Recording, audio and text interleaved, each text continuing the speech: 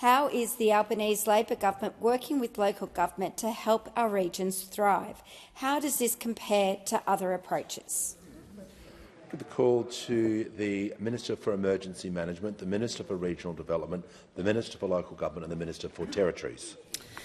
Thank you so much, Mr Speaker, and I thank the member for Bendigo for her question. An incredible advocate for regional communities, and I've seen that firsthand during my visits to her electorate.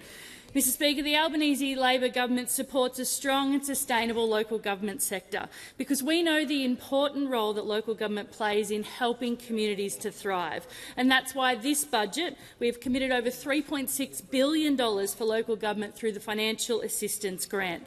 That's an increase of over 5% in the 25-26 budget, where the amount was $3.4 billion. And how does that compare to other approaches?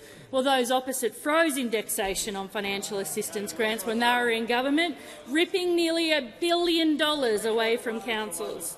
Mr Speaker, this budget delivers for regional Australia, and it does so in partnership with local government.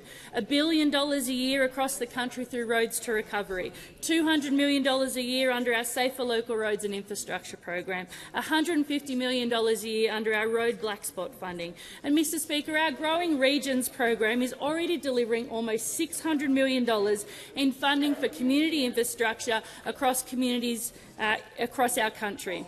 From Tamworth to the Kimberley, Growing Regions money is flowing to applicants, sods are being turned and foundations are being laid for legacy-building community infrastructure.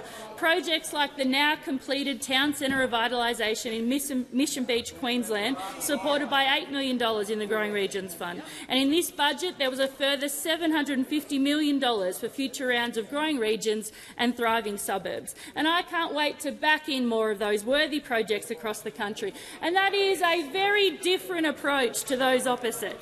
Because I read with interest the Sydney Morning Herald today that the North Sydney Regional Pool will open to the public in just a couple of months.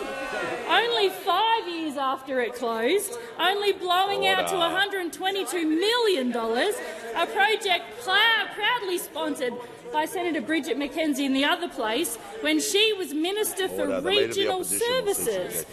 Funded under a grant meant to support regional women's sporting facilities, a grant with the stated objective of strengthening regional sustainability, capacity and diversity. I've seen the pictures of the upgraded North Sydney pool, and it is absolutely beautiful. Right there under the Sydney Harbour. But is it regional? I mean, hardly. Will it strengthen regional sustainability, capacity and diversity? I highly doubt it. I mean, this was a project funded with no guidelines, no tender process and no application form.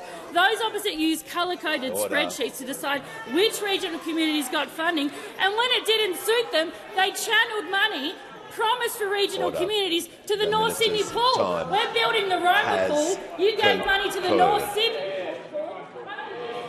Minister's time.